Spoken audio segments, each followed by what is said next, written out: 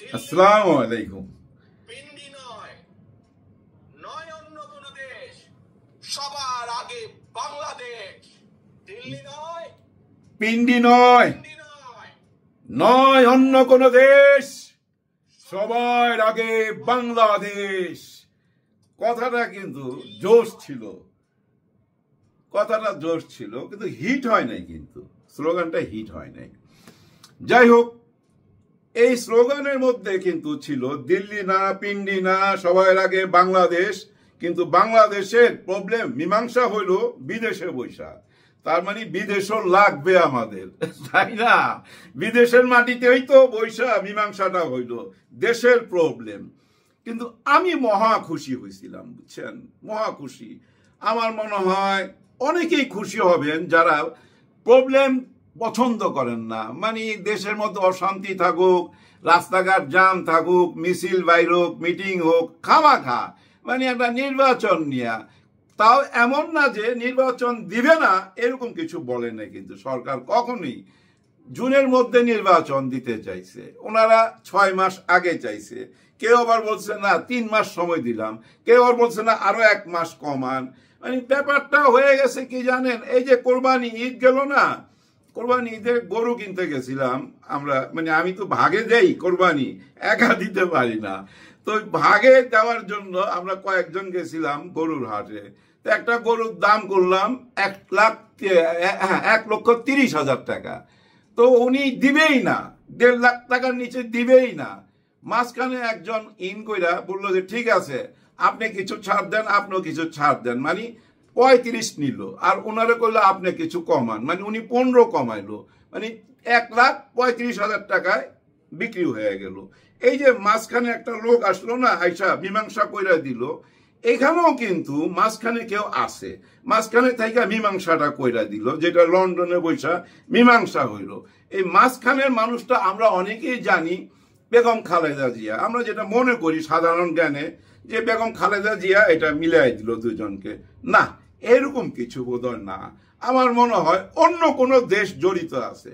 আমার সাধারণ জ্ঞানে বলে বিদেশও জড়িত আছে, কোন আরব দেশ জড়িত থাকতে পারে, আবার ওই যে যুক্তরাষ্ট্র থাকতে পারে, যুক্তরাজ্য থাকতে পারে। কেউ না কেউ জড়িত আছে মাঝখানে এই মিল মহব্বতের মধ্যে। আর এই মিল মহব্বতটা হওয়াতে দেখেন একটা মহলে কিন্তু খুব খুশি, আনন্দের বন্যা বয়ে গেছে। যারা দেশে শান্তি চায়, শান্তিপ্রিয় মানুষ যারা, জনগণ এবং দলের মধ্যে, বিএনপির মধ্যে যারা শান্তি চায়, তারা কিন্তু খুব খুশি। আর যারা অশান্তি চায়, যারা মনে করে হ্যাঁ ওরা মিলে গেলে আমরা কথা কমু কেমনে, টক শোতে যায় বা ইউটিউবে আইসা কি কথা কমু, এই প্রবলেমটা তো লাইগা থাকলে এইটা নিয়েই তো কথা বলা যাইতো বারবার, ওরা খুশি হয় নাই। কিন্তু আমি আজকে এই খুশির মধ্যে একটুখানি ব্যথিত, মনটা খারাপ আছে আমার একটু। একটা কারণে মনটা খারাপ, দেখেন আপনারা তো জানেন কেউ না কেউ আপনারা কাউকে না কাউকে পছন্দ করেন, যাকে আপনি কোনোদিন দেখেন নাই, চিনেনও না। হ্যাঁ চিনেন, কিন্তু দেখেন নাই। যেমন ধরেন আমাদের দেশের একজন সুপারস্টার আছে শাকিব খান, তাকে অনেকেই দেখে নাই, কিন্তু তার ভক্তকুল আছে, ওদেরকে বলা হয় সাকিবিয়ান, প্রচুর ভক্তকুল। এই শাকিব খানকে নিয়ে আপনি একটু কটু কথা বলেন, দেখবেন ওই যে কমেন্ট বক্সে আপনারা ধুয়ে দিবে, মাইনা নিবে না, বলবে যে উনি 2 বিয়া করুক আর 4টা বিয়া করুক, তোর বাপের কি বেটা, এরকম গালি দিবে কিন্তু আপনাকে। কিন্তু আবার এই যে ইউটিউব জগতে, মানে অনলাইন জগতে, সোশ্যাল মিডিয়ায় আরেকজন সুপারস্টার আছে, উনি হলেন আমাদের ইলিয়াস হোসেন সাহেব। ইলিয়াস হোসেনকে আমি ব্যক্তিগতভাবে খুবই পছন্দ করি। থাকে না ওই যে বললাম না যে সাকিবিয়ানরা যেমন শাকিব খানকে পছন্দ করে, আমিও মনে করেন ইলিয়াস হোসেনকে ওই অ্যাঙ্গেল থেকেই পছন্দ করি, ভালো লাগে।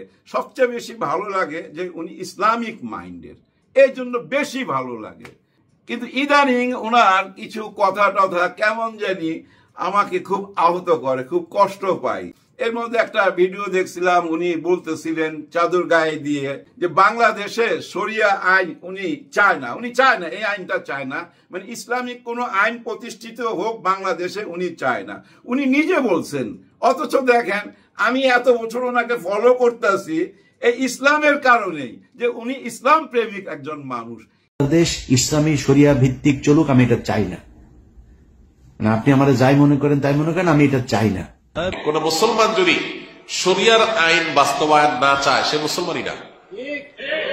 আপনি যদি বলেন যে আমি শরিয়া চাই না, শরিয়া দ্বারা শাসিত হোক আমার দেশ বা আমি নিজে এটা চাই না, তাহলে আপনি নিজেকে মুসলমান দাবি করার কোন নৈতিক অধিকার নাই। শরিয়া এটা শুধুমাত্র চুমু খাওয়ার জন্য আসে নাই তো। আপনি পারছেন না শরিয়া দ্বারা শাসিত হতে, অপরাধ বোধ আপনার মধ্যে আছে যে আমি পারতেছি না বা আমরা পারতেছি না, এটা একটা লেভেল পর্যন্ত চলে। কিন্তু আপনি চান না, পছন্দ করেন না, এটা চলে না। এটা মানে হলো আপনি বিদ্রোহ করলেন, অস্বীকার করলেন, ইমান থেকে খারিজ হওয়ার মতো বিষয়। শুনলেন তো কি বললো? তার মানে কি আপনি ভুল করছেন। আচ্ছা, আমার প্রশ্ন হলো, ব্যাপারটা আপনি মনের মধ্যে চেপে রাখতেন, প্রকাশ করতে গেলেন কেন? কোনো জিদ করে কারো উপরে? আসলে আপনার মধ্যে জিদ আছে, অনেক কষ্ট আছে। আজকে আপনার একটা স্ট্যাটাস আমাকে কতটা মানে আহত করছে আপনি জানেন না। ভালোবাসার জায়গা থেকেই বলতেছি, হ্যাঁ প্রচুর ভালোবাসি আপনাকে, ওইখান থেকে এই কথাগুলো বলতেছি। আপনার স্ট্যাটাসটা এমন ছিল, যে দেখেন স্ট্যাটাসটা ওনার, হ্যাঁ ওনার আপনারা পড়ছেন অনেকে, ওনার ভক্তরা, আমি ওনার ভক্ত হিসাবেই বলতেছি। অনেকেই মনে করেন আমার উচিত ডক্টর ইউনূস স্যারকে সমর্থন দেওয়া। অনেকেই মনে করেন কেন? আপনার কথা থেকেই তো এটা বোঝা গেছে না, আপনি তো সমর্থন দিয়েই আসছেন। ওইখান থেকেই তো আমরাও সমর্থন দিতেছি আপনারা দেখা আসেন। নির্বাচনের পরিবর্তে ডক্টর ইউনূসকে অন্তত 5 বছর ক্ষমতায় রাখার পক্ষে আমার জোরালো অবস্থান আশা করেন অনেকে। হ্যাঁ, অনেকেই তো আশা করে উনি 5 বছর থাকুক।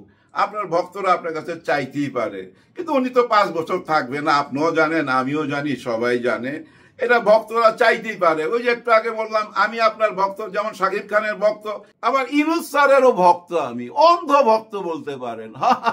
প্রেম অন্ধ হয়, প্রেম অন্ধ হয়, আমি অন্ধ ভক্ত। যাই হোক, কিন্তু আমি আমার অনেক সমর্থকের মন ভেঙে দ্রুত নির্বাচন এবং এক প্রকার বিএনপির পক্ষেই অবস্থান নিয়েছি। মানে দ্রুত নির্বাচনের পক্ষে উনি চলে গেছেন অলরেডি। দ্রুত নির্বাচন হোক, মানে ডিসেম্বরে, আবার ওই যে মাসুদ কামাল সাহেব বলে না যে এই অক্টোবরে তো হইতে পারে, এই জুনও হইতে পারে, মানে আগে হয়ে যাক, এরকম জায়গায় চলে গেছেন উনি, এবং বিএনপির পক্ষে চলে গেছে। অনেকেই মনে করছেন আমি বিএনপির কাছে বিক্রি হয়ে গেছি। না না না না, এগুলো আমরা মনে করি না। হ্যাঁ, অনেকে মনে করতে পারে।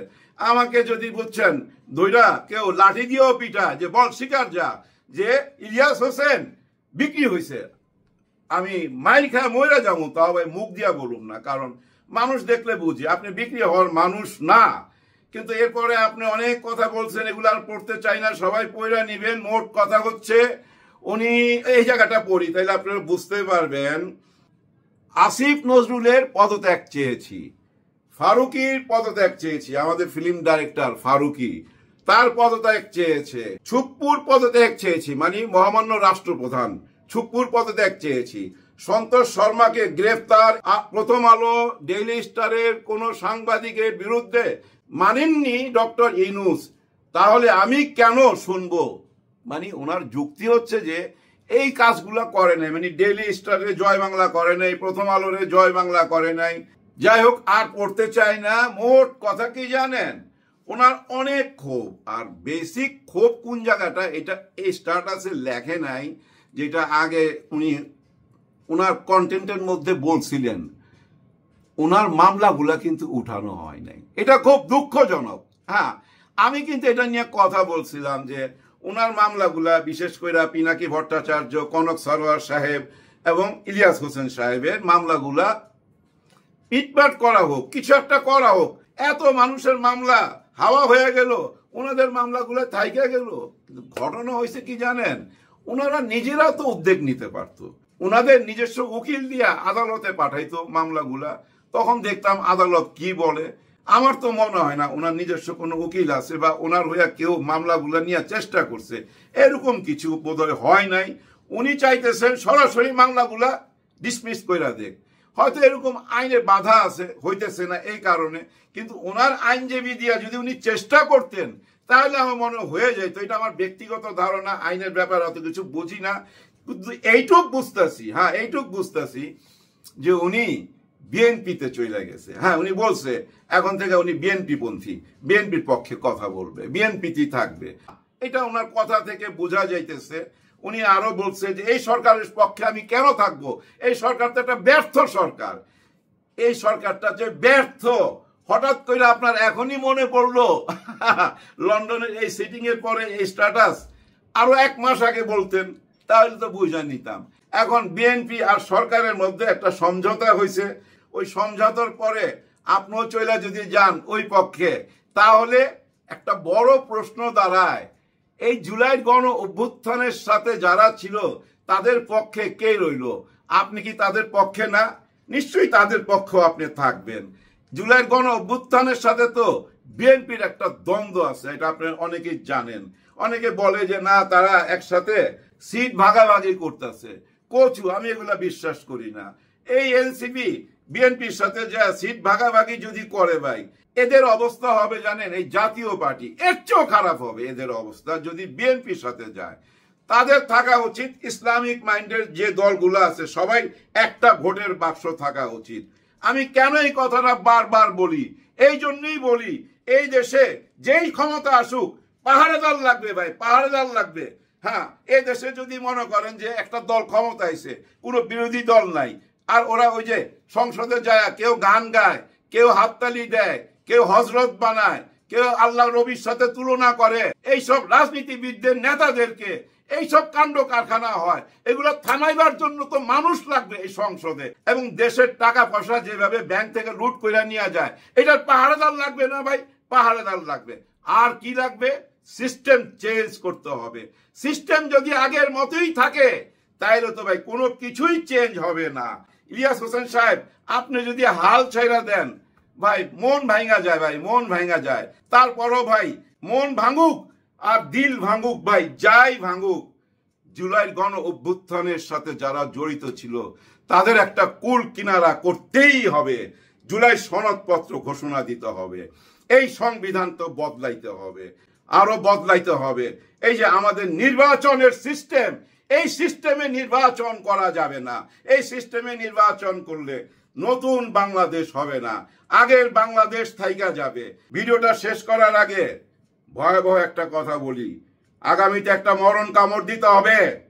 5ই আগস্টের আগে, জুলাই চলতেছে, সামনে আগস্ট, এই আগস্টের মধ্যেই মানে আগস্টের 5 তারিখেই মরণ কামড় দিতে হবে। সে মরণ কামড়টা কি? তারেক রহমান সাহেবকে সসম্মানে লন্ডন থেকে ঢাকায় আইনা ওই যে জুলাই সনদপত্র ঘোষণার অনুষ্ঠানে ওই মঞ্চে মাঝখানে বসবে ডক্টর ইউনূস স্যার, তার পাশে বসবে তারেক রহমান, আবার তার পাশে বসবে নাহিদ ইসলাম, আবার এই সাইডে বসবে ডাক্তার শফিকুর রহমান, উনার পাশে বসবে চরমনাই, উনার পাশে বসবে হেফাজতে ইসলাম। এভাবে প্রত্যেক দল থাকতে হবে বাংলাদেশে, যে কয়টা দল আছে সব দল ওই মঞ্চে বসতে হবে। তারপরে জুলাই সনদপত্র ঘোষণা হবে, তারপরে নির্বাচন। ভাই কেন এই কথাটা বললাম? এখানে একটু ভাঙন ধরছে, কোথায় যেন একটা কিন্তু আছে। 9 তারিখ ওই যে একটা ভাষণ দিল ইউনূস স্যার, 9 তারিখ বোধ, ওনার শেষ ভাষণে একটা কথা কি আপনাদের মনে আছে? খুবই ডেঞ্জারাস কথা, যে আপনাদের কাছে যখন ভোট চাইতে যাবে তখন আপনারা আদায় করে নিবেন, ওয়াদা করেন আমাদের সঙ্গে জুলাই গণ অভ্যুত্থানের সাথে যারা ছিল তাদেরকে আপনারা বুকে টাইনা নিবেন কিনা, 24-এর চেতনার সাথে আপনারা আছেন কিনা। এই ধরনের কথা বলছে কিন্তু ভাই, এই ধরনের কথা কেন বলবে? এগুলো তো উনারই কইরা যাওয়ার কথা, এটা তো ডেঞ্জারাস ইঙ্গিত। তার মানে উনি বলতেছে যে নির্বাচন আমি দিয়া চইলা যাবো, তোমরা নির্বাচিত সরকার যখন আসবে তাদের কাছ থেকে আদায় করে নিও, তারা যখন ভোট চাইতে যাইবে তার কাছে আদায় করে নিও। নো, এটাও হবে না। আমরা কারো কাছে চায়া কোনোদিন কিছু পাই নাই। যারা ভোট চাইতে যায় ভাই, তাদের কাছে যে ওয়াদাই করতে বলেন না কেন সে ওয়াদাই করে। ওনারা যদি বলেন যে ভাই আমারে ভাই সাহেব কর, মানে আমার এখন দুলাভাই ডাকেন, তাও দুলাভাই ডাকবে ভোট চাওয়ার জন্য।